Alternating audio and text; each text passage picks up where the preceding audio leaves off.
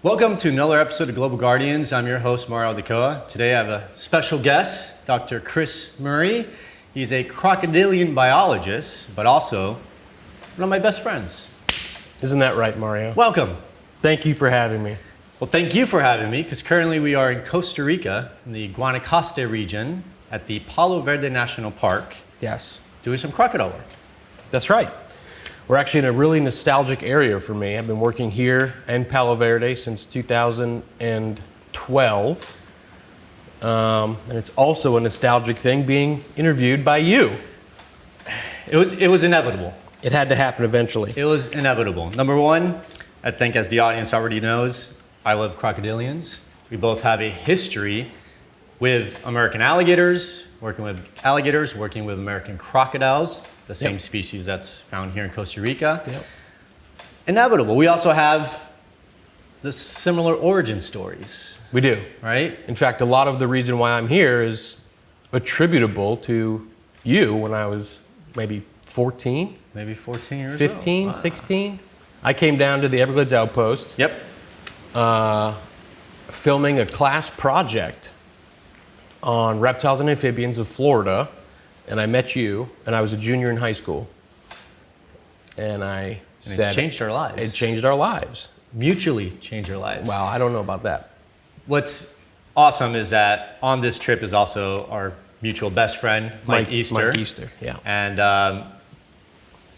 our origin stories take place like in South Florida, and it revolves around this wildlife sanctuary called the Everglades Outpost, which we all volunteered at. Yeah. We all gained a tremendous amount of experience working with the animals there, and through our mentor, Bob Freer, who was the owner of the outpost. Yeah. So what year was it that we met? It had to be 2003. 2003. Summer of 2003. I came down with my childhood best friend, John Lord. After watching way too much Crocodile Hunter for the previous maybe 10 years, I had to film a senior project going into my senior year. And we had filmed a senior project for him where I played the Crocodile Hunter in like a little parody movie in Connecticut where we lived. And it was a big hit. They showed it in in front of the whole school and all this kind of stuff, and it was hilarious. But I just got really into that aspect of life and biology and animals, and I said, let's up it a notch. So if there's a place in the world that I can access at my age, South Florida. Mm-hmm. My mom actually hooked me up with Bob Freer. She called the outpost and said, okay, if my son comes down and does something. And Bob was like, yeah, sure, why not? I guess I wasn't on the phone. And so we flew down, and I met you. Mm-hmm. Flew down from where? From Connecticut. From Connecticut. Yeah, I went to high school in Litchfield County, Connecticut, Roxbury, Connecticut. That was a formidable time as well. But they didn't have the stuff that Steve Rowan messing around No, with. they got common snapping turtles and water snakes and all sorts of that stuff. But it wasn't like what we saw on TV, what I wanted to aspire to be. Mm-hmm. So we flew down to South Florida, John Lord and I, and stayed actually at Flamingo for the first time. Everglades National Park. In Everglades National Park. And we rented a Pontiac and drove to the outpost one day and met Bob and met you. And after that trip, I just said, I only want to be down there. So I would come down summer after summer after summer, winter after winter after winter when I wasn't in school. And you mentioned our mentor being Bob. Albert was also there with snakes. He was a strong mentor, but I would be remiss if I didn't include the fact that of you and Mike and me, I'm the youngest one. So the mentors for me are Bob, Albert, you, and Mike. Oh boy. I mean, that's true. Oh, right? I appreciate that. Thank you. You had been there for how long when I got there? Let's see, that was 2003. I graduated high school in 2003, but I was volunteering there since I was a junior already. So I was kind of established there for a few years. Oh yeah, a couple years. Yeah. But you knew what you were doing. You knew the ropes. You'd been doing alligator stuff Yeah. snake stuff, and I came down with no experience with that. And you held my hand through all of it, and now we're here. Yeah, well, yeah, and you've surpassed Mike and I in many ways. We'll get into.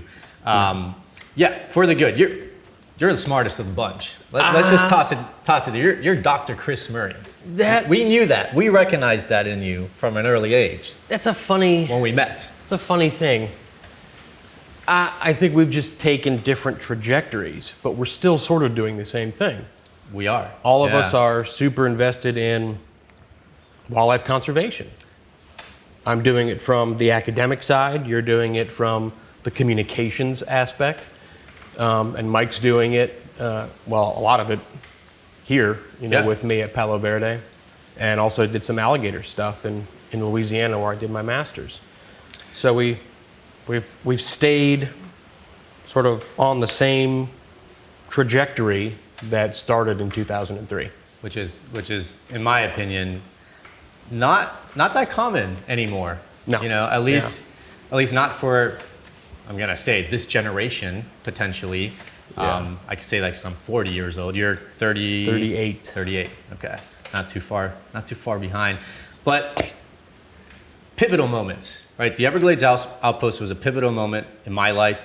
You said some key things there, and that is, you came down to the outpost of South Florida, and then you're like, all I want to do is this. Yeah. And that was the same sentiment for me, same sentiment for Mike and many other people. The Everglades Outpost, for a budding naturalist or someone just interested in animals, was your first experience, your first exposure. All the exposure, right? At once. All at once. And it shows you that, like, hey, this passion I've had since a kid, maybe this could turn into something more. And that's what happened. Yeah. I finished high school and I said, I want to do this for a job. At that time, I applied for colleges not really knowing what a job really would look like. Ended up going to Juniata in central Pennsylvania and under the mentorship of a guy named John Matter, who was actually Lou Gillette's PhD student. Lou Gillette is an incredibly sort of infamous alligator biologist who did all the Lake Apopka ecotoxicology stuff. He sort of pioneered alligators as sort of ecotoxicological markers, an organism where you could say, how are we messing up the environment? And he sort of made them a really important organism for that type of environmental stewardship. And he had a number of other really influential PhD students that are now really well known, and some of my current, I would say I look up to them a lot in academia now, like Ben Parrott. There's a bunch of folks. So the path you took, influenced by crocodile hunter Steve Irwin, as was I. That's the first. Yeah. Yeah, get down to South Florida, get some hands-on experience. With you, with my John Lord. Then realize, like, hey, how can I pursue this further? Yeah. And getting into the world of academia to do some real conservation. Went to college, wanted to major in biology, not really knowing what that looked like. Sure. But working with Dr. Matter allowed me to do some independent research with him, in addition to all of the actual coursework I had to do. You take your calculus, then you go look at a snake and play with snakes. And he actually had me do this really interesting project on Scoloporus woodeye histology. So In common Scoloporus terms? woodeye is the Florida scrub lizard. Okay. It's found in the highlands of Florida, the Central Ridge, the Ocala Ridge area. And he was super interested in the reproductive cyclicity of these organisms. So he had me doing histology. Histology is the study of tissues. So I would sit there under a microscope and count things over and over and over and over again. And that sort of opened my eyes to the fact that really just how hard it is and how detail-oriented you have to be if you want to be an academic. And that there's a stringent process. Which often... And I bit. Yeah. I was in. Yeah. Oftentimes that deters people. It can. I would say. It but can. For you, I think you embraced that. I was looking at animals Fully. and their parts. You know, it was amazing to think that I could get paid for that one day. You know, but I think the really important part for me was that I had hands-on experience working with you, working with Bob, working with Mike, working with Albert, and then I sort of after that got this exposure to academia and how sort of, okay, I can go find an animal, but also what do I do with that animal so that I could publish a paper one day and inform the world of something that was unknown previously. Sure. Yeah, you took it the next level, right? Which, not going to say this is good or bad, but oftentimes, like at least in South Florida, and we know this particularly in South Florida because it is kind of the hub of exotic pets, alligator wrangling, alligator wrestling. There's some paths, and oftentimes people that are trying to get into that animal world that were influenced by Steve Irwin, we saw this a lot. They're like, I just want to have a show like Steve Irwin and do crocodile hunter stuff, versus trying to be original, versus doing it for the sake of knowledge and to help what the species they love. Right. You know, so you took that path versus other people that did not. I've always sort of, you know, it's interesting because I've always felt that I've owed a lot of people who have helped me along the way, but I think that mindset is also that I owe the environment something. Like I'm constantly trying to say, you know, is there a problem that I can help with? Whether it's known or not. I mean, obviously the first step in correcting an issue is knowing that there is one, which we could talk about here in a little bit if you want. Yep. But I've always felt like a big motivator for me was to not be doing something for myself. Like, okay, you're happy that I'm here doing what I'm doing.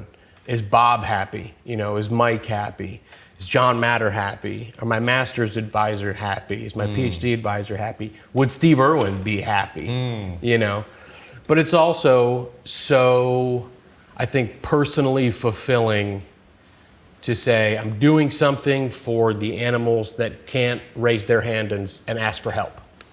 And I think that that's a really powerful thing that's maintained my motivation in the field. I think that's evident. I think that's evident because of what we're doing currently. Yeah. The many years you've been doing what you're doing with crocodilians and other studies. We're going to get into that, but we got to kind of transition into that. Currently, you are a professor. Yep. Right. So you got your degree, you got your doctorate. Got my master's, Southeastern Louisiana University with Brian Crowther. Went on to work with Craig Geyer at Auburn for my PhD. And that was also a pivotal moment as to why I'm working down here. So Craig and Brian got their degrees together at Miami under the infamous neotropical herpetologist Jay Savage. And Jay Savage has been working in Costa Rica, had been working in Costa Rica for decades. And was influential in the sort of organization of OTS. OTS is the Organization for Tropical Studies, and it's here in Costa Rica. And Craig sent me on an OTS course my second semester at Auburn. So how old were you? This was 2000, and this was January 2012. So I was like 24, Okay. something like that. Early 20s? Early 20s. And it was a 3-month course, actually. It was a selected group of graduate students from around the world, really, that would all meet in San Jose, meet each other, and then travel around to a bunch of different sites in Costa Rica. And the great part about that course was that they would fly in experts to lead you in faculty-led research projects at every one of these sites. So you had to do like a little bit of mini research 9 different times over the course of 3 months. You had to run analyses and write a paper. And what was really interesting about that is that, and this is something that I learned from Brian, but was really reinstilled on that course in 2012, was the art of making a hypothesis. You know, everyone sort of thinks that there's no creativity in academia, but I think one of the most artistic things is coming up with a question that you want to answer and forming a hypothesis that then you can go test. And that is such an artistic thing for me because it could be anything. You can ask any question that you want and go test it. Because that is the basis of the scientific method. That's the basis of it, yeah. I've always thought this and said, everything generally that's part of our life, whether it's electricity, whether it's the production of clothing, there is a scientific component, whether it's from chemistry, physics, biology, that someone had to make a hypothesis, test those things out to determine if this is feasible, viable. Yeah. And there's been so much work done. There's been so many manuscripts that have been written and published and read. It's so hard to think of the question. And I think that for all the young folks out there, being able to think of a question that hasn't been asked is hard, but if you can master that, you're going to be great. Gotcha. And that's the fun part.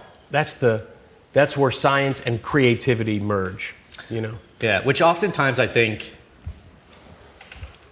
people don't see science or academia as creative. No, they see it a little bit more rigid compared to the other like humanities and other subject matters, right?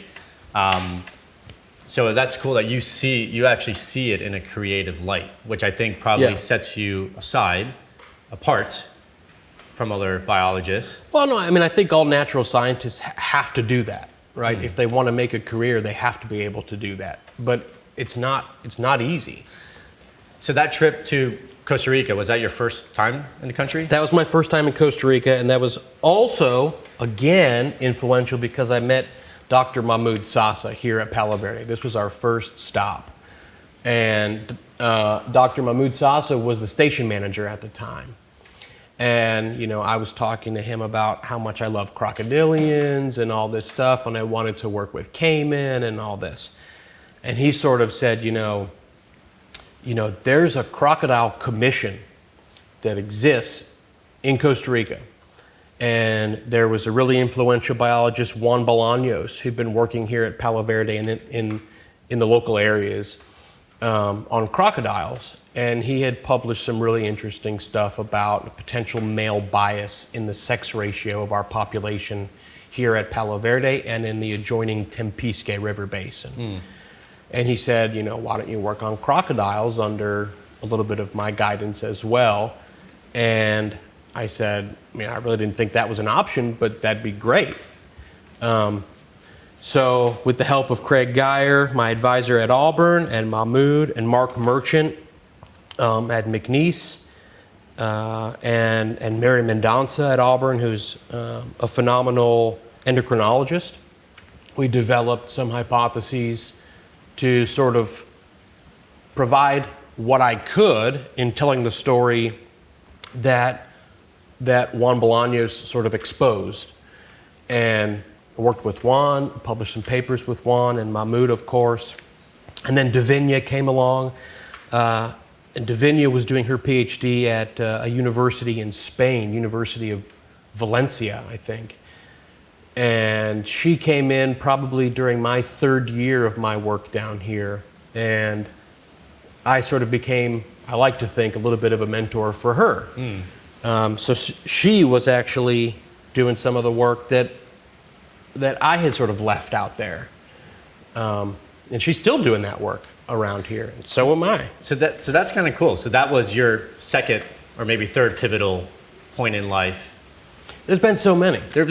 But it's cool to identify them, right? And it's kind of coming full circle because now you've always liked crocodilians. Loved them. And now here's the shot. And now your team is assembled. Yeah. And that was the start of a how many year period? I mean, from that point on to current, So how many Yeah. years is that you've been What year is it? monitoring 2025? monitoring crocodiles here in Costa Rica? So my first independent field work was right after the OTS course. You could get a small grant to pursue a project at one of the OTS visited research facilities on the course. And I said, I want to work at Palo and I want to work on crocs. And I got with my mood, wrote a small proposal, got a small grant, and spent a couple weeks in May down here. And that was sort of the start. So that was May 2012, and it's what, April 2025, and I've probably been down here 50 to 60 times since, sleeping on this floor right here for 3 months at a time. Yeah, let me tell you guys, conditions here, not the easiest. It's hot. Field work is not glamorous. No. But I love it. Yeah. You've got to, I mean, if you did not love it, you would not continue to endure this. Field work, meaning you're out in the elements. You particularly come here during the dry season for very, very specific reasons. Yeah. Easier to catch the crocodiles. Yeah. So yeah, they're clearly, it struck something with you. Yeah, when you think of Costa Rica, it doesn't look like that in your mind. No, because, explain, this is the Guanacaste region, northern region of Costa Rica, northwestern region, highly seasonal. Very seasonal, wet, dry. This is actually tropical dry forest. It's not like in the mountains. It's not like in the south where it's all wet. It's all tropical wet forest. Right now it's 101 degrees and it hasn't rained here in probably 2.5 months. The last time it rained, I think I was here in January putting iButton, little thermometer, little data loggers. Yeah, loggers in nests, which we actually have to go pull out after this podcast is over. You sure do. But this is not the stereotypical postcard of Costa Rica. It's 100 degrees. It is dry as a bone. There's a wind. Which makes for the species that do inhabit this area have to be tough and pose different problems, challenges, especially for like the crocodilians that you started to study and to examine and showcase. Yeah, like estivation is a really interesting example, right? So our crocodile population here, when it's wet, you can't see this, but right out that window is a 6,000 hectare humidal. Like a wetland. It's a huge, marshy, swampy area. It's actually Ramsar protected wetland, which is an international registry for wetland conservation. And when it's wet, it's probably 2 meters or so deep all the way across. Okay, so about 7 feet. 6, 7 feet. Yep. And it's lush with a bunch of emergent wetland vegetation. And it's wonderful. The mosquitoes are atrocious. But it's essentially a paradise for the crocodilians. It's a paradise. They can just move around in this really intricate wetland matrix, and it's fantastic. But when the rains stop in December or January, they really stop. Everything begins to dry out. And that giant humidal essentially consolidates down into very small, little isolated areas of water. And all of the wetland animals have to go to those pockets. All the crocodiles, everything else. Wading birds. Wading birds congregate, everything has to congregate there.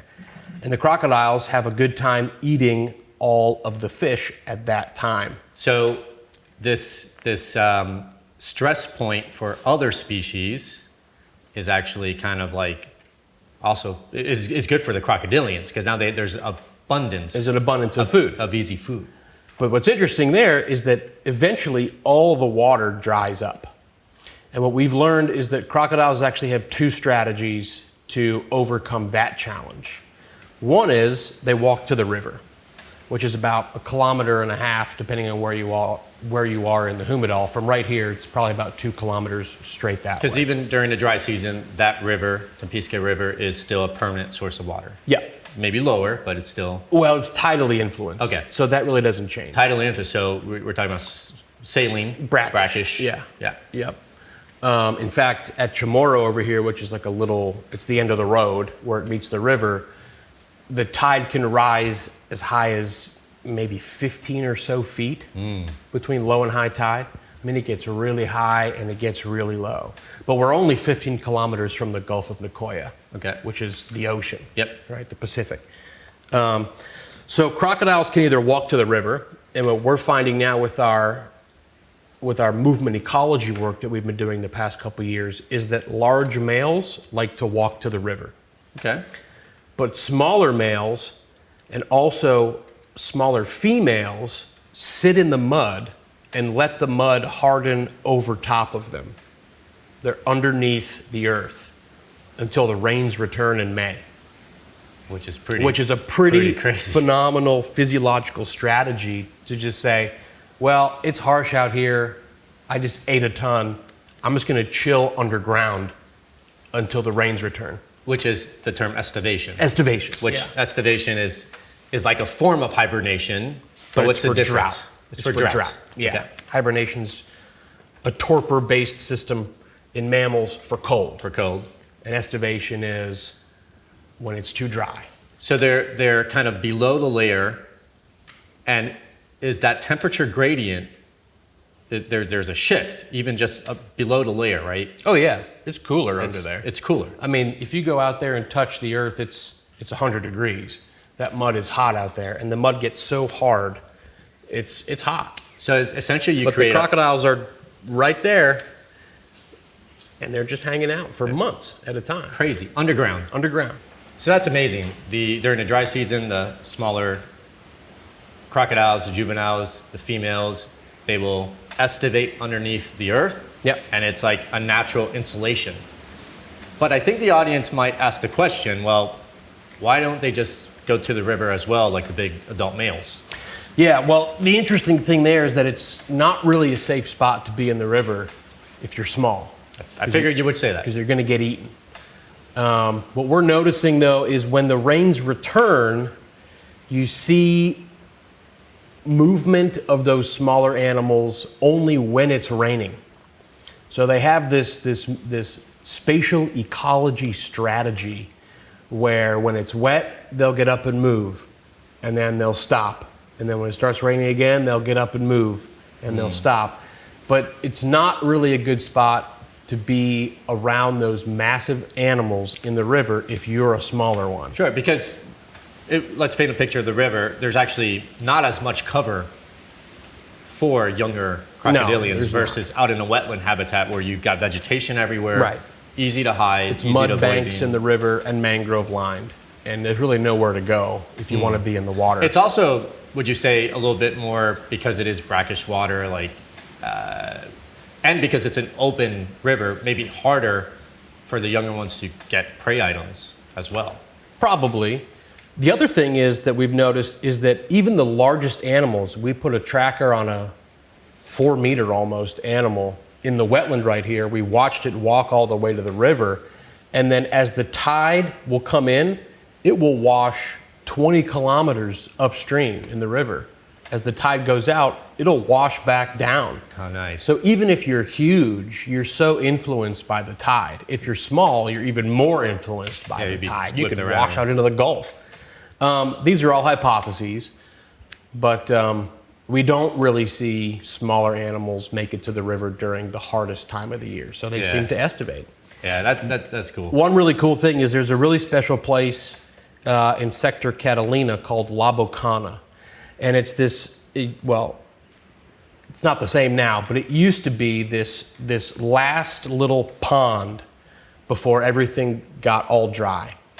And it was just insane how many crocodiles would sit in this pond. But the sides of this pond are these massive rock escarpments, all limestone escarpments, with holes on the bottom up into the rock. Like natural cave systems. Yeah, and crocodiles would go up in there and just wait until the rains return in these little caves. And I don't know how we found that. I think I poked my head in a cave one time, and Mike was with me. He's like, look, there's a crocodile in there. And there's like, oh, there's 1, there's 2, there's 3, there's 4, there's 5. And They just hang out in there. It's That's really amazing. That's pretty cool. Now, I think the audience, and we're gonna have to backtrack because I want to give the audience a bit more information as to the species we're working with and overall like how many crocodilians and there are out there. When these crocodiles, you say there's a lot concentrated. For example, past few nights we've been looking in one of the areas out here, and there's, you go out at night because that's the best time to look for crocodilians because their eyes will reflect the light, and you could easily see these glowing orbs. Super exciting and cool. Super visible from a distance. And I mean, you're looking at, we call it like a Christmas tree. Like Christmas lights, and you're just seeing these little red orbs. Roughly how many crocodilians, what's the biggest amount of crocodilians you've seen concentrated roughly in like an area like La Bocana? I think the biggest density of American crocodiles that I've seen here at Palo Verde was in Laguna Barrial. That had to be 2013, and we drove out there one night. The water was still there, and there was probably 1,000. Crazy. I mean, you couldn't take a step without seeing a crocodile. Great. Of various sizes, correct? All sizes, yeah. Now, at that point, I mean, are they predating on each other? That would be, I think, a question. Or is it, once again, they're just such an abundance of dying fish, of wading birds and stuff that they're just like gorging themselves on that?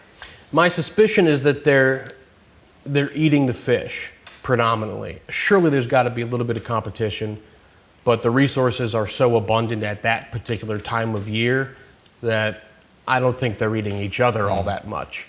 We've seen it once, right? When you were here helping me. Oh, yeah. We got a shot of 2 crocodiles that were fighting over a third smaller crocodile as a prey item. Yeah, it was in the mouth of, we estimated the croc that had a 12, 13-foot croc with like a 6-foot croc in its mouth. Yeah. Carcass. Yeah. But that was the only time I've ever seen that in 15 years. So that's interesting.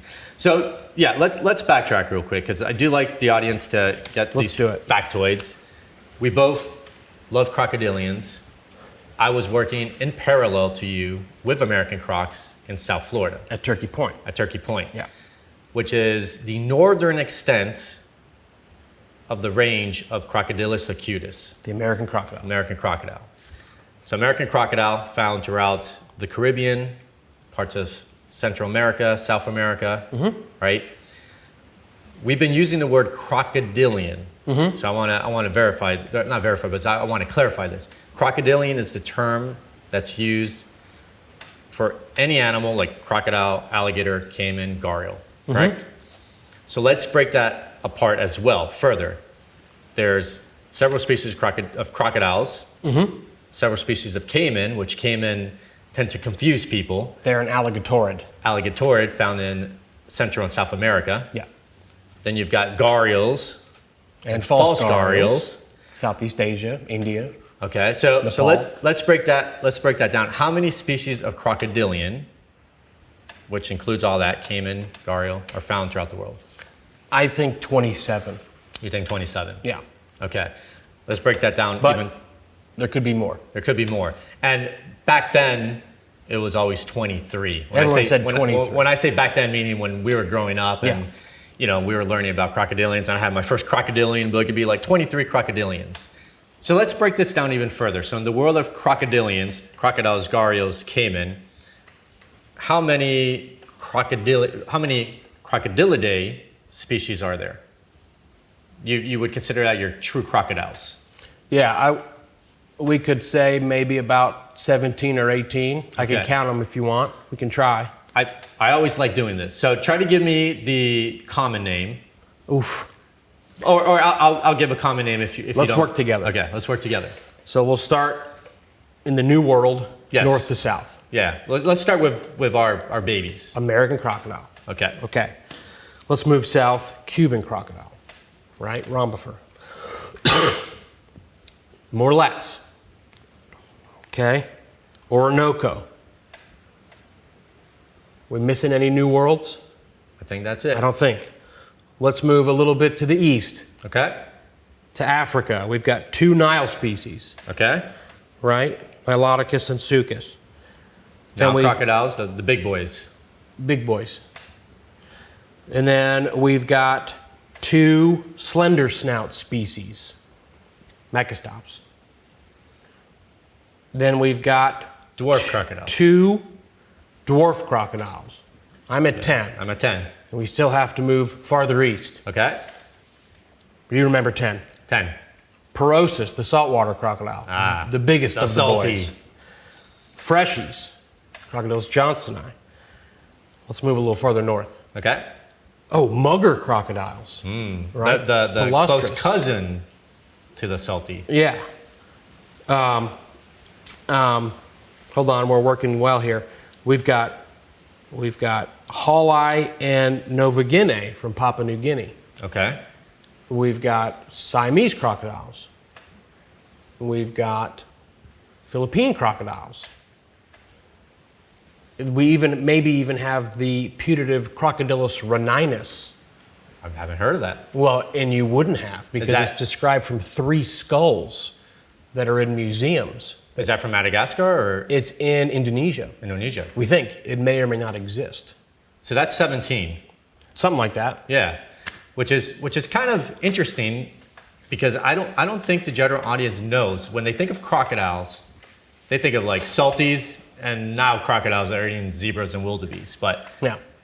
that's an extensive list. Of There's diversity. Of diversity. And there's new diversity, right? There's a couple folks, Matt Shirley and Kyle Shaney, who are doing a lot of really good evolutionary work, especially in Southeast Asia and Africa, really exploring the diversity of these animals that actually exist that's been overlooked. So if we break down those 17 Crocodilidae species you just mentioned, I would say the most infamous Salty. salties, Nile crocodiles, Yeah. and mugger crocodiles. Yeah.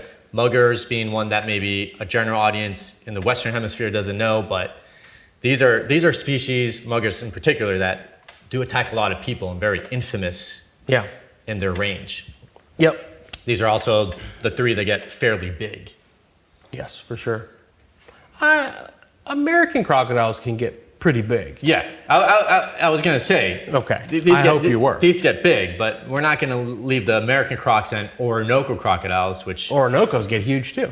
get really big. So, alligators. Let's tackle them. This is a tough one. I know it. This is gonna be hard. Alligator Day. American alligator. Its sister taxon, the Chinese alligator. Biogeographic story, fantastic vicariant distribution. Super cool. Talk about that later. Explain that real quick.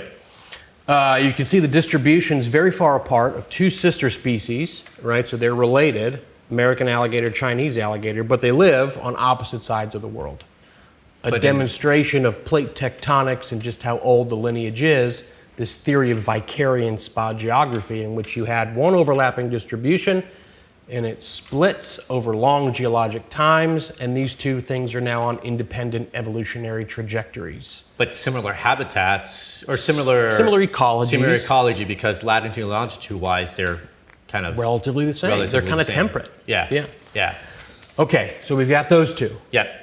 Caimans are the hard one for me. Cayman, I like Cayman because most people you say Cayman, they're like, I don't know what that is. So I would use kind of the spectacled caiman as an example, as to like, well, their snout isn't as broad as a gator's. Well, all caiman have a transverse ridge, They do. right? And that's the way that nerds will diagnose a caiman. Yes. Transverse ridge between the eyes. Yes. All right. So let's tackle the caiman, which are I don't know the common our names. new world Spectacled. species. Spectacled caiman. So we got Caiman crocodilus, Caiman fuscus, I think, has been elevated. I don't know if that has a common Okay, name. which is very similar to a spectacled caiman. Yeah. Yeah. Then you've got Yacare caiman. The Yakare which- caiman, Yeah. the ones that are predated on heavily by the jaguars and Yes. the pantanal. Yeah, which you've seen.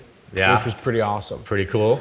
You got your dwarfs, your Paleosuchus, Paleosuchus. Trigonatus, and Palpabrosus. Smooth-fronted and Coover's dwarf. Yeah, Yep. Cuvier's dwarf. And then you've got your black caiman, the biggest of your caimans. Who are we missing? That's it. We're probably missing some inherent diversity in there. Within It's potentially undiagnosed. Yeah, but that's 6. 6. Yeah. And of those, the black caiman, Melanosuchus niger, the biggest. They get big. Yeah, they get what? 10, 12, 13 feet long. Yeah, and those About the same as now. those have attacked people. But they personally, they're one of my favorites in their coloration, morphology. And then the dwarf caiman, super unique. They're like, I don't know, heavily armored little crocodilians, a little bit more terrestrial, right, in their habits. Yeah, Super cool. terrestrial. Yeah. And they've got those nuchal scutes on the back of their neck.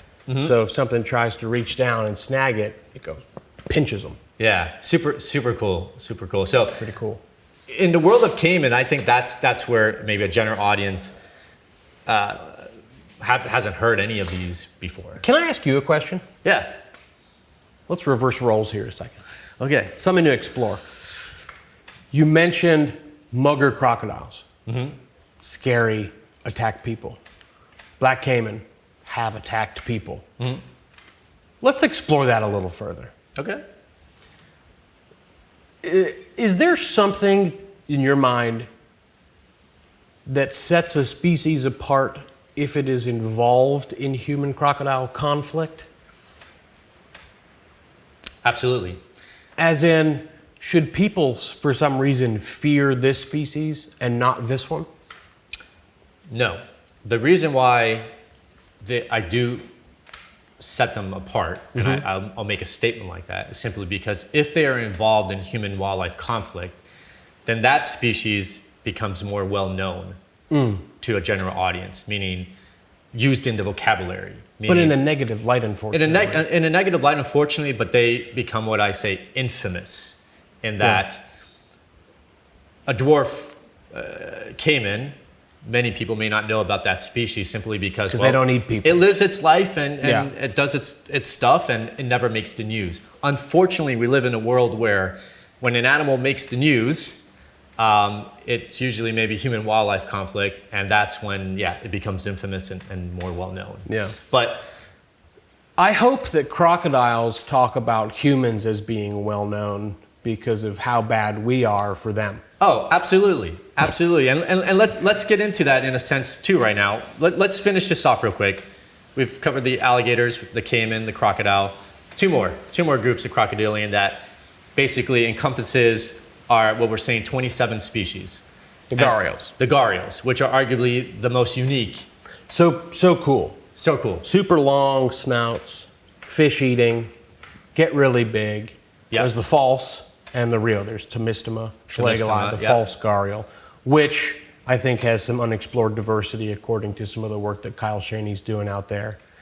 And So- the true gharials in India, Nepal, Critically endangered. critically endangered, a lot of anthropogenic perturbation. It's a lot of syllables. It means humans doing bad stuff.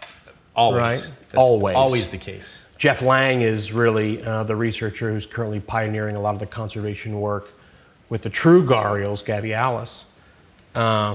But they're just super cool critters. Yeah. And I don't think, I've heard a lot of podcasts and there's a lot of confusion between the species. That's why I really was like, I want to tackle this. Like, let's go through every species and just provide a name, a little bit of information from each.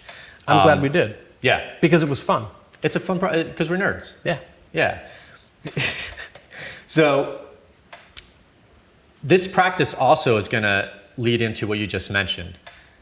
Of these 27 species, and I mentioned the infamous ones, I would say there's 3 to 4 infamous crocodiles out there that are responsible for a lot of human-wildlife conflict. Crocodile species. Crocodile The species. crocodilian species, yeah. Versus the vast majority that most people don't even know exist are just doing their thing. Doing their thing. They're doing their thing. Yeah. Not bothering people.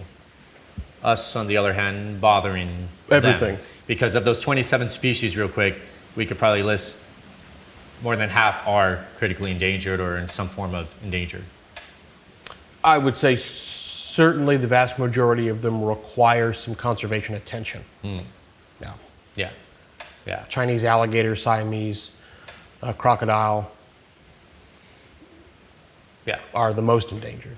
Most endangered with the Orinoco potentially. and the, I mean, let's face it. If we're talking about conservation for crocodilians, we do have to take another step back Let's do it. to a time frame where many species were persecuted to the point of almost complete Near extinction. extinction because of the skin trade. Or the meat, Meat and skin. right? I think the American alligator probably sets up It's kind of the poster the child. story to tell about what you're talking about, right? Yep. So after World War II, there wasn't a lot of regulation on the harvest of alligators. There was some machinery, like you could get into the marsh really easily, and alligators were harvested to near extinction. Not because of the skin trade, but because of food and hunting. It was actually the skin trade that brought them back from extinction. So Ted Joannan and McNeese in Louisiana, Phil Wilkinson and some others in South Carolina sort of developed the best conservation strategy, the most self-sufficient conservation strategy that's ever existed in any species ever. They monetized it. And when it became an economic resource, there was strict enforcement of legality. And how the skin trade actually works now is, especially like in Louisiana, it's a ranching program where these ranchers are both reliant on and responsible for the wild animal populations out there and the sustainability of those populations and the habitat. So now all of a sudden you've got a bunch of money that is essentially pouring into what looks like an ecological conservation head starting program, where they go out, they take eggs, they incubate them, some go to market, some go back. And there's a bunch of money that's being utilized for the maintenance of habitat in the marshes, etc. Landowners super invested. They're getting some money for allowing our alligator ranchers to go get the eggs off of land that they own. But they're also using that money and additional funds to make sure that that land sustains healthy alligator populations. And what this did, Mario Aldecoa, was it brought the American alligator, back from extinction. Yes. There were, maybe 100, 200,000 individuals across the range, and now there's 3 million in Louisiana, 4 million in Louisiana alone. Yeah. And it continuously rears its head as this fundamentally, critically important conservation success story for two reasons. Last year, big storms came through, high water in late June. What happens in late June? Nesting. Nest goes down. All of the eggs would have been killed. An entire year eliminated in southeast Louisiana. Without the ranchers running down and collecting those eggs, raising them up to a young age, some go to market, some go back, there would be no 2024 year class in southeast Louisiana. Why is that important? Climate change. Climate change is resulting in stochastic weather patterns, high water, land loss, especially in low-lying alluvial states like Louisiana. But if I may elaborate further in the interest of time. Yes, elaborate. Thank you.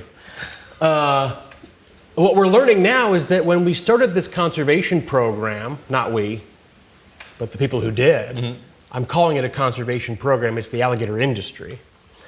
What we didn't realize at that time was our goal then was to save the species by monetizing it.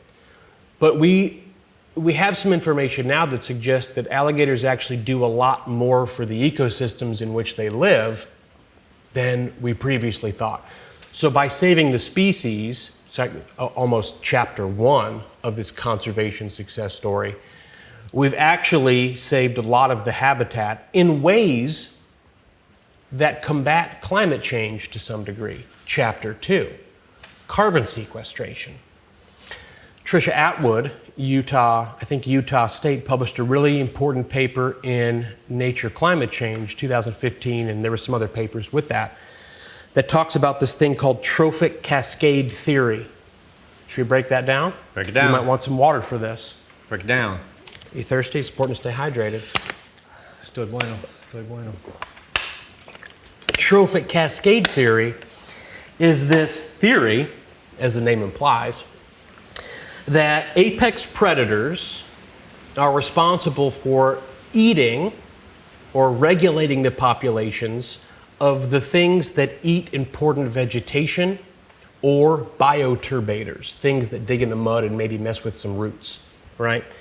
And this theory's been really interesting. There's a lot of empirical data only in blue carbon systems, in marine systems, sharks and mangrove jacks and predatory crabs, where it suggests that healthy apex predator populations result in higher carbon sequestration in the ground, right? That's the whole problem. We're letting all the carbon go up there. That's no good, no bueno. Got to put it down there. The trapping of carbon dioxide. Carbon dioxide goes in the soil. It's used, plants, growth, happy life. But we set out to test this with American alligators.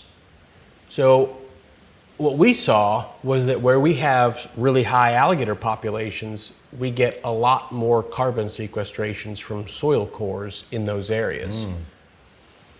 So by saving the American alligator, we've actually saved, in part we think, and there's a lot more work to be done, entire ecosystems in the particular ways that climate change is antagonizing. Yes. So it's they did good. They did a good job. They did a good job. But back to the start, I think if we speak about crocodilians, we have to talk about that industry, the fact that many species were almost on the same fate as the American alligator, and that these Head Start programs, due to then essentially ranching alligators, farming them, has helped many species, including like yakade came in, including like salties in Australia. So that is kind of a poster child in the world of conservation. And this happened in the 60s, 70s.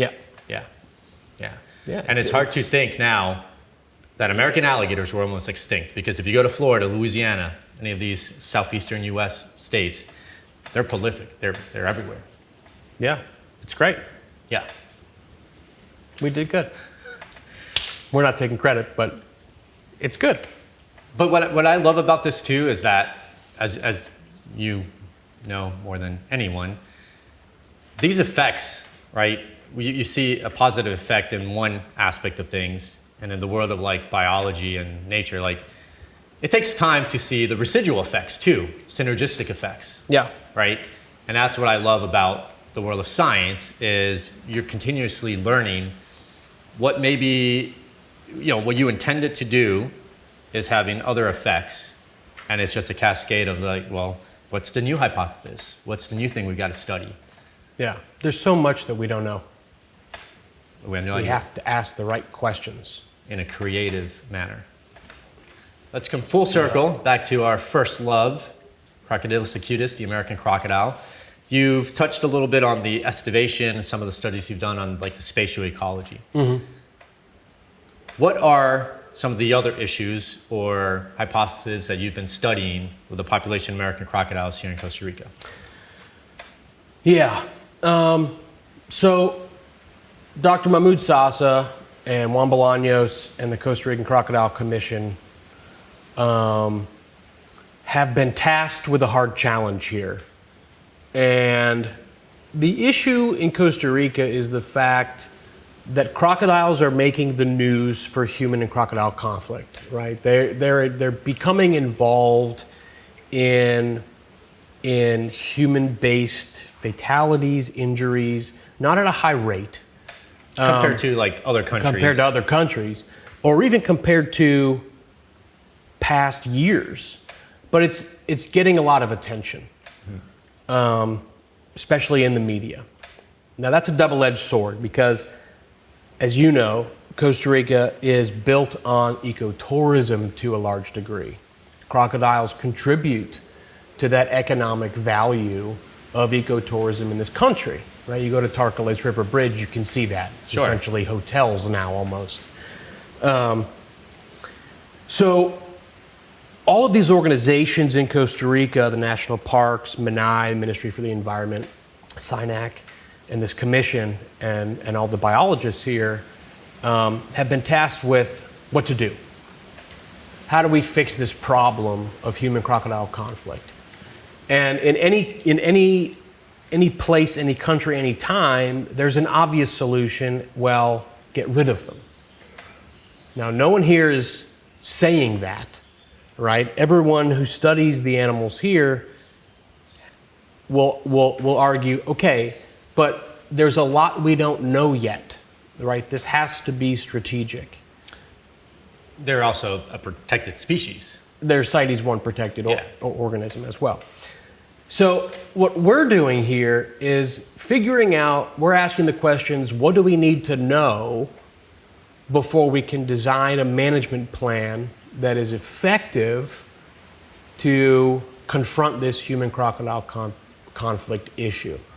What we've been really good at, not me, what all these institutions and people have been really good at is educating humans about crocodiles, putting up signs. I mean, these are dangerous organisms, right?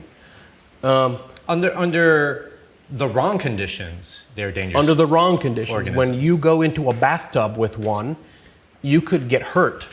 Duh, right? So making people aware of what's around them is step one.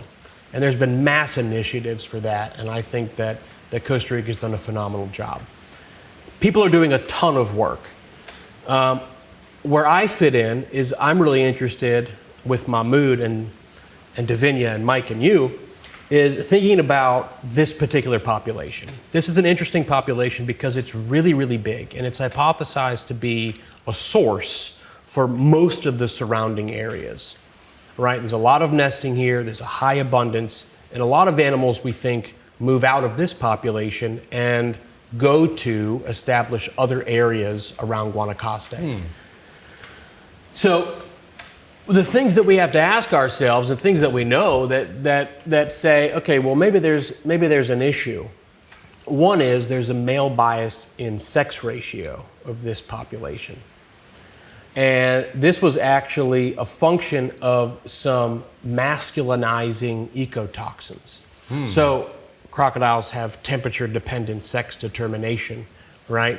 Where the thermal regime of an egg in a nest will determine if it becomes male or female. So certain temperatures will create males, certain temperatures females. Yeah, FMF, cold females, middle males, hot females, debatably. And we see this in some other reptile species, particular sea turtles. We see it in a lot of species. Yeah, not that particular type of TSD. Yes, but TSD. TSD.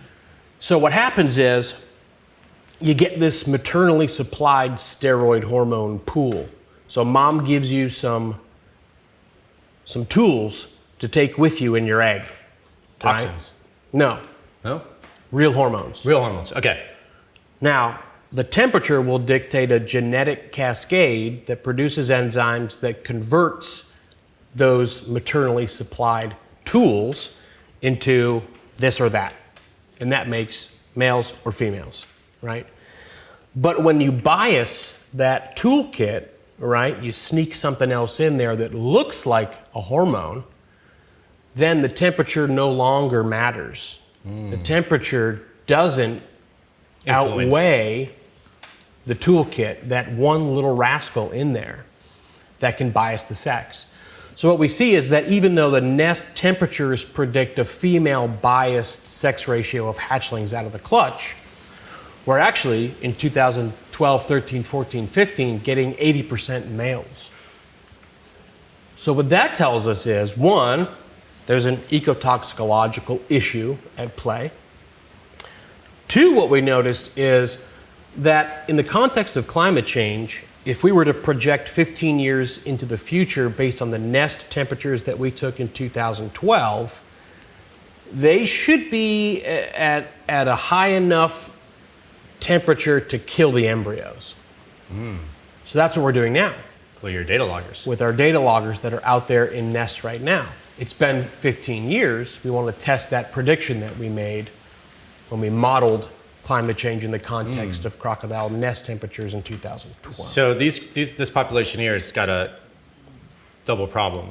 More. I'm not even done. I'm not even close to being done. Keep going. Okay. So we could see overheating of eggs now. We could see effects of climate change. Failed eggs. Failed eggs. nests. They die in the egg. We also could see a reduction in viability of the population if there's a ton of males. Now, the interesting part is that our crocodiles are very long-lived, right? They live 30, 40, 50 years. So a collapse in the population due to a very low number of breeding females wouldn't be evident yet. No, take time. But we're able to know about it through modern scientific technique, and that's what we fear. We've done some work on effective population size. This is genetics that I'm not the expert on. But what those data suggest is that there's actually very few, relative to the size of the population, reproductively contributing individuals. So while the population in numbers is really, really big, the population in terms of their genetic contributions might be a lot smaller than we think. Now, those data aren't published yet, but we're working on writing that up. So we've got this problem where we can't just go remove animals. Yeah, they're protected, but also, who do we remove without causing a complete population collapse? Sure. It's clear that reproductive female is very important. Is incredibly important. We don't want any of those taken out of the population. Right. So that's a tough ask to say, okay, you can go remove this one and that one, but not a reproductively mature female. That's impossible as a management strategy. I don't want to remove any of them because the population in my eyes is going to decline based on the conservation threats that I just described. So now let's get back to the male bias. The male bias, you are theorizing, is contributing to increase human-wildlife conflict with big crocodiles. Is that accurate, or just to say? Well, and we could explain. Yeah, in the context, see, it's a male bias, but what it's doing is it's creating intersex animals. It's creating organisms that have both male and female cells in their gonad, in their reproductive parts. But they're not fertile. Or we don't know. You don't know. We don't know because they're so long-lived, right? They're only exposed in ovo, in the egg, right, from mom. It's hard to wait 10 years for them to reproduce to see if they do so. So we're doing experiments on alligators to try to get some resolution on that. So back to what I was theorizing is like the male bias got males that naturally are going to compete with other males. Yeah. And basically push out other males from a particular area. And those males have to look for another place to live, hang out, or else they're gonna get beat up by another big male. You're right. If you think about the space as a checkerboard, you got all little squares. Every little square has one adult male in it. A female can go wherever she wants, right? A small male can't, right? So the more males you have, the more little squares you have to have, and the checkerboard expands and expands and expands. Well, what's happening across the world in any crocodile-human interaction situation is humans are expanding onto the checkerboard, and the checkerboard's expanding into humans if you have a male bias, right? This is theory, but it happens. So what the potential is that if we do have this extreme male bias in our population, with the numbers that we see, we keep expanding and expanding and expanding, and humans keep encroaching and encroaching and encroaching. And so you're just continuing. And this is all, what I'm describing is the nature of pretty much all human-wildlife conflict stories across the globe. Yes, yeah, it's not just a Costa Rica problem. No. But here, you're trying to identify kind of the root causes. We're trying, yeah. Besides the simple like urbanization and just destroying of Habitat destruction. We don't really see that here. Yeah. We're really interested in knowing again, we have to ask, what do we have to know about this population to make the appropriate management decisions such that our population stays sustainable and human crocodile conflict is mitigated. And I think a few key things that you've mentioned, and it's very clear, this takes time, right? In particular with many species that live a long time. And thus, your studies are only uncovering a fraction of their natural history. I mean, we're all working, yeah. And like Mahmoud Sasa is doing so much work, I mean, on the side with Davinia, with the commission, so many people in Sinai and Menai. We're all learning stuff, and my goal is just to be helpful in any way that I can. Yeah. So a takeaway is good science takes time. Yeah, and it takes energy, and it takes the right people, and it takes being young enough to sit here in 100 degrees for 3 months and stay at it. But that's what I love about this place is I always tell people, if you work and you work and you work, this place will pay you back. Yeah. And that's a testament back to little Chris going to the outpost, to the Everglades outpost, and being influenced to want to make a difference and work with these animals. In my opinion, there's no better reward of working with an individual species in the wild and getting an insight that other people may not be able to get.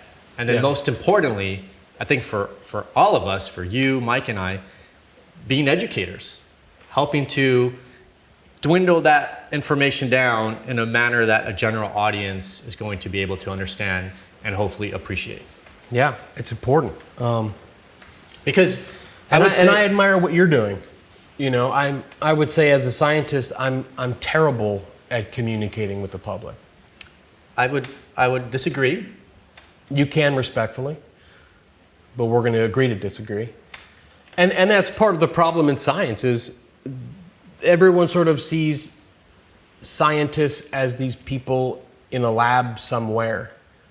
Unapproachable, maybe. Unapproachable, enigmatic things. What is it? What is AI? I don't know.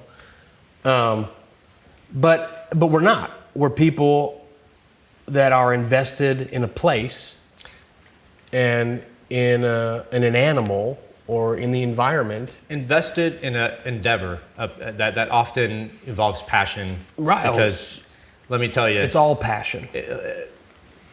For the tough, hard work that scientists work on, sometimes the seemingly mundane things that need to be done, it requires passion to really stick to it. But you're right. I think it's important to strike a balance. And I've been straddling that line my entire career with the goal of educating a general audience. Yeah. And sometimes I have to use tactics I maybe really don't want to use. But I feel that if I could take what you know, and what you're telling us through this podcast, and someone out there learns something that they never thought they would even want to talk or learn about crocodilians, then we've won. Sure. I mean, I can publish a scientific article that's really only read by other scientists. It's technically written. No one can read it unless they have a training to do so and understand what it means. Usually it stays in a box that's hidden from the people who I want to know about what's happening. And that's where people like you come in this, Global Guardians, right? It's Subscribe. Good. It's important to communicate and get all that information that stays within this nerd box out to the people who may or may not be interested. But I think it's most important for some of those folks to develop passion for the stories that you're telling, like this one. And most importantly, I think to showcase the hard work of people like you and Mike and your team. And Tyler and all these people, Davinia, and to show that people are working very hard, and they're trying to fix problems that honestly most people would not even consider a problem or just dismiss or don't know about. Yeah. So what's the future? What's the future for your studies here in Costa Rica? Let's backtrack just a little bit. The past few days we've been out here collecting some data on crocodilians. What was the goal for this trip in particular? This trip had two goals. One is to go retrieve the data loggers from the nests to test our predictions about the effect of climate change on the nest temperatures that we set in 2012, that we hypothesized in 2012. Gotcha, which that meant in January, you were here. I came down, we found some nests, Davinia went out, looked for some nests, put some loggers in the nest that record the temperature every half hour for the duration of their incubation. And we're here to pull them out. Gotcha. And record the data and test our predictions. We'll probably have to do another 2 or 3 years of that to get a sample size. But that's one of the goals of what we're doing and a future goal. Okay. The other thing that we're doing is we don't really have a sense of how many crocodiles are in this population. All we know is there's a bunch. So if we're able to go out and capture enough animals at a frequency that we can get animals that we've already captured, The recaptures. They're called recaptures. Then we're able to answer a lot of questions about our population status. Yeah. How many individuals are in the population? How many males? How many females? How many hatchlings? How many juveniles? How many subadults? How many adults? What's the survival rate of all those different types of animal? How many individuals come into the population? How many individuals leave the population? What's the rate of incline or decline of the population? And it's answering those types of questions that allow us to be able to set any sort of management protocol moving forward. So we're working with a ton of folks all around Costa Rica, local biologists, to answer those types of questions for our populations in Guanacaste and farther south. Mm-hmm. And so my goal is to just have this area, this site at Palo Verde, be one little puzzle piece that I put into a puzzle with everybody else, and we're able to know something about how to manage our crocodiles here safely and sustainably for everybody. Mm-hmm. And at the basis of everything you just mentioned, it's a very simple procedure that has to happen, and that is you just go catch crocodiles. We go out, you call Mike and I and Tyler, and we go out and we Davinia. wade, and Davinia and everyone, and we go out and wade into the water. Yep. And we catch crocs. And to us, this is young Mario, young Chris, young Mike, us geeking out and having fun. Yeah. Hands-on with these animals that we appreciate and want to conserve. Respect and revere. And that's what we've been doing for the past week. Yeah. We're going out, catching crocs, we bring them in safely for our sake, for the crocodile's sake, get biometrics, take the measurements, determine the sex, and release them. And remember how exciting it was when we got a recapture? Yes. When Mike says, it's already marked. Everyone goes, oh, what's the number? And then we look in the book, oh, we caught that 1 year ago, and you know. And it was this size, but now it's grown. So that's seemingly showing that animal, number one, it survived, obviously. Obviously. Number two, it is thriving, it's eating. Yeah. Seems to be good, body condition's good, right?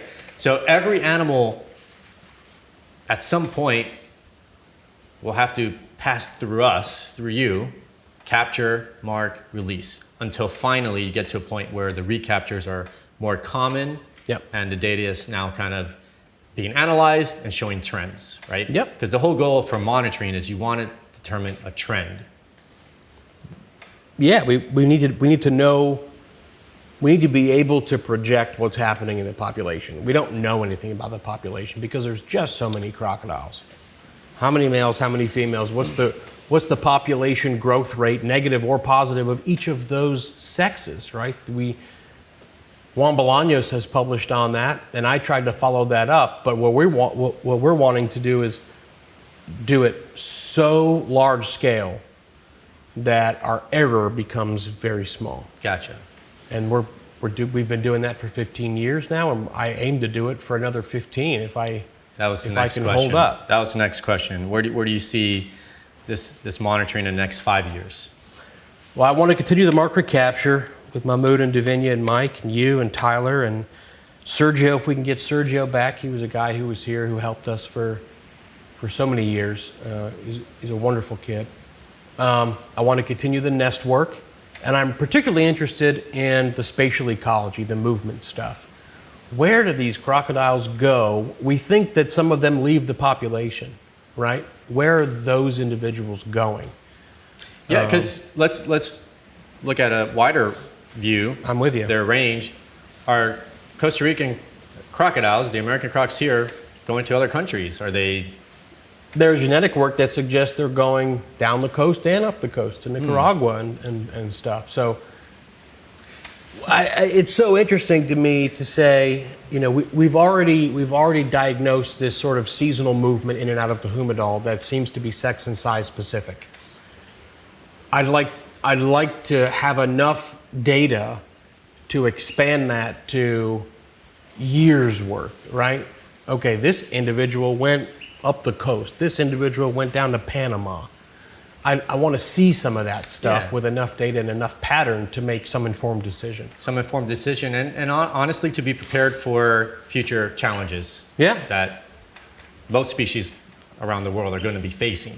Yeah. Right. So you're also future-proofing the protection of a species by gathering all this data now. Let's paint a picture for the audience. Last night we were out in one of the drying ponds in about 2 or 3 feet of water, with literally hundreds of crocodiles around us. Yeah. At any point in time, did any of these crocodiles of varying sizes try to attack or charge us or eat us? No. What did they all do? They all dispersed. They all dispersed away. It was us standing in a pocket with no crocodiles around, and wherever we went, the crocodiles went elsewhere. Yeah, and once again, trying to paint that picture. We've got our headlamps on. It's dark, and we're out there. To many people, that's a nightmarish situation. Yeah. Now, I will state that we were in a situation that was calculated, right? Water level was low. We would certainly not be wading out there in 6, 7 feet of water. Chest deep, waist deep. Right, I wouldn't do it. Point is, not to sugarcoat it, but crocodilians can be dangerous under certain conditions. But what we've been doing out there, number one, is fun. We love to do it. And it's the best part of the job. But also, we're the ones going out there. Yeah. Right? They're not coming in here. No. We put ourselves in that environment, and they still wanted to just avoid us in an isolated pond. Yeah. So yeah, just that's a great picture. I just wanted to paint that picture because, quite frankly, we take this for granted. We've been doing this for a long time, and I think we take for granted the seemingly dangerous things that we do. But I always say we do things in a calculated manner. You have to. That's the only way to continue to do this stuff. Yeah. But yeah, man. I want to ask one last question for you. Do you just die here and up here? I'm just teasing. I'm 40 years old, buddy. Chris, man, we can continue talking for hours, but you literally have to go after this to get those data loggers, which is going to take a lot of work to get out there. I even heard Tyler saying you have to swim across a canal. Yeah. To get to the nest. Yeah. So we got to get you on here again. We got to learn more about the crocs. And ultimately, man, thank you. Thank you for the years that you've been inviting me out here to continue doing what we love, to get Mike, you and I together, right? Back once again, those outpost days that we were just dreaming of doing exactly this, you are keeping that possible for us to do. So thank you for that. Well, Costa Rica is keeping it available for me, Mahmoud, and everyone here. SINAC, Palo Verde, OTS. There's a lot of people to thank, but we're all working for the same goal. Finally, where can people learn more about your work? Maybe read some of your publications and stuff. Do you have like a website? Google Scholar, that's a great resource for young people that a lot of folks don't know about. Google Scholar is a place where you can look up peer-reviewed manuscripts. So maybe in the link below this episode, we'll have some links Put a to some of Google your Scholar published link. papers and I have such. a website. What's your website? We could put it in a link. Okay. It's a Google site. ResearchGate is another little venue for manuscripts, and just keep watching stuff like this. Global Guardians. Subscribe. Check it out. Thanks, buddy. Thank you.